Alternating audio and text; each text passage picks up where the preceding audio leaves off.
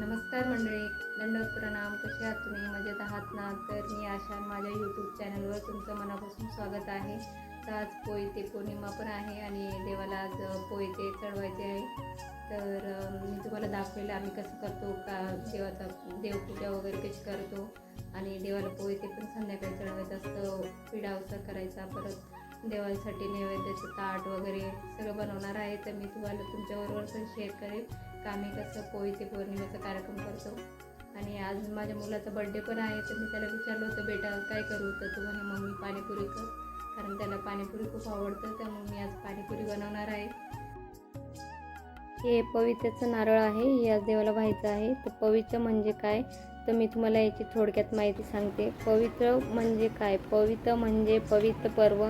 या पर्वाचा काळ श्रावण शुक्ल पौर्णिमेचा असतो. या पौर्णिमेला राखी पौर्णिमा किंवा नारळी पौर्णिमा असेही मानले जाते. या दिवशी बहीण भावाला राखी बांधते. ही प्रथा श्रीकृष्ण महाराजांच्या काळापासून चालत आलेली आहे. परमेश्वराने आपले रक्षण करावे आणि देव आणि भक्ताचे नाते टिकून राहावे यासाठी हे पवित्रे वाहतात. काही लोक ग्रामदेवता किंवा जलदेवतालाही नारळ वाहतात किंवा द्रव्याने गुरुचे पूजन करतात किंवा वस्त्राने दान केले जाते. मानभाऊ पंथाचे उपासक श्रावण शुक्ल चालू असताच गंध, अक्षदा, फुलं, हार अर्पण करून श्री श्री गोविंद असे पवित्रे वाहतात. हे श्री चक्रधर स्वामींच्या काळापासून पवित्रे पर्वाची विधी स्वामींच्या काळापासून समाजात रूढ झालेली आहे. तर आता देवाला न्हाण वगैरे घालून घेतलं, अत्तर गंधाक्षता लावून घेतल्या आणि विडा अवसर करून घेतला आणि देवाला पवित्रेचं नारळ पण वाहिलं. छान अशी देवपूजा झाली आणि देवाला उपर पण दाखवून घेतला.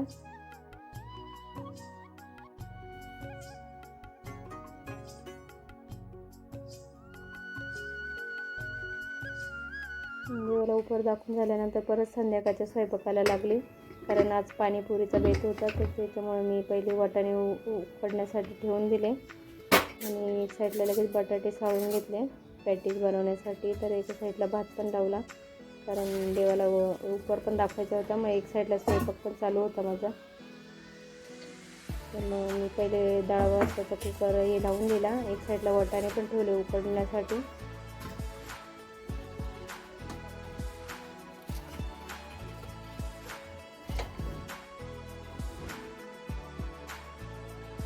माझा अर्धा स्वयंपाक झाला होता. तर मी आता कॅम्पला चाललेली आहे. थोडं पाणीपुरीचं सामान पण आणायचं होतं आणि केक पण आणायचा होता. तर आता मी कॅम्पला चाललेलो आहे.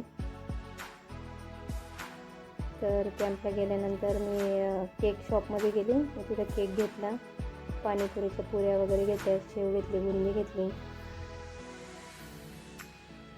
तर सगळं घेतलं, पण मला पुदिना नाही मिळाला. त्याच्यामुळं 2-3 मार्केट फिरले, तेव्हा कुठे पुदिना भेटला आणि ते घेऊन आम्ही घरी आलो. तर मी एक साईडला चहा ठेवला, कारण पोरं ट्युशनवरून आले होते, तर त्यांना चहा पण द्यायचा होता. तर म्हटलं थांबा मी चहा देते, मग बाकीचं स्वयंपाक नंतर करते. तर एक साईडला पुदिन्याची चटणी करून घेतली.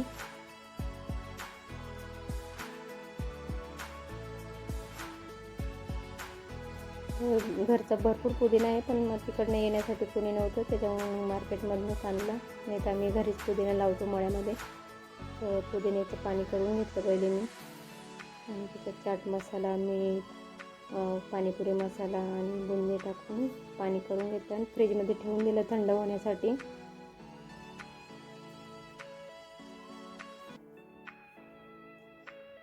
आणि नंतर मग काळं मीठ टाकलं थोडं फ्लेवर येण्यासाठी. तर छान असं पाणी झालं आणि ते पाणी झाल्यानंतर चिंचेचं पाणी पण करून घेतलं. चिंचेच्या मध्ये मी खजूर पण टाकलेली होती आणि त्याच्यात गूळ पण टाकला. मग आंबट गोड पाणी झालं. तर एक साईडला मी डाळीला फोडणी पण देत होते, कारण देवाला उपर दाखवायचं होतं डाळ भाताचा. आणि रवा पण केला. एक साईडला डाळ झाली आणि लगेच एक साईडला रवा पण करून घेतला. तर आता माझा सगळा स्वयंपाक रेडी झालेला आहे. मंडळी, आता माझा सगळा स्वयंपाक झालेला आहे.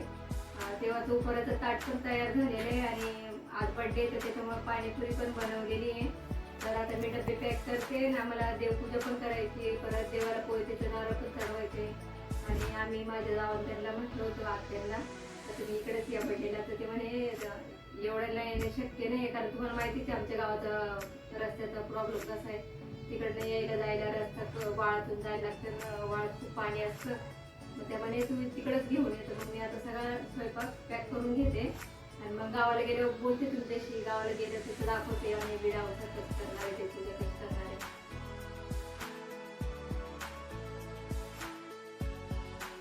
तर आता आम्ही गावाला चाललेलो आहे. तर बघा किती शांतता आहे, कारण इकडचे गावाकडचे लोक 7-8 वाजता जेवण वगैरे करून सगळे लवकर झोपतात, त्याच्यामुळं पूर्ण गाव शांत आहे बघा. तर आम्ही आता घरी आलो आणि देवपूजा वगैरे करून घेतली.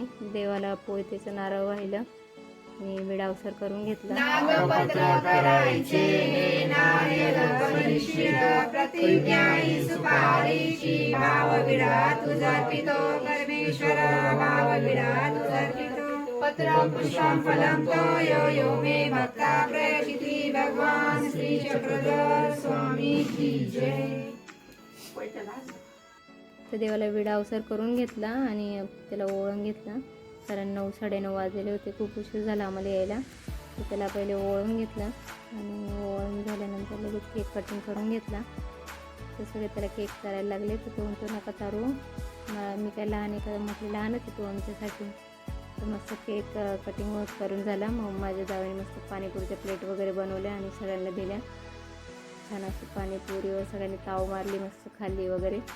तर आमची आता खाऊन झाल्यानंतर आम्ही लगेच घरी निघालो, कारण आम्हाला ऑलरेडी 11 वाजले होते जाता करता.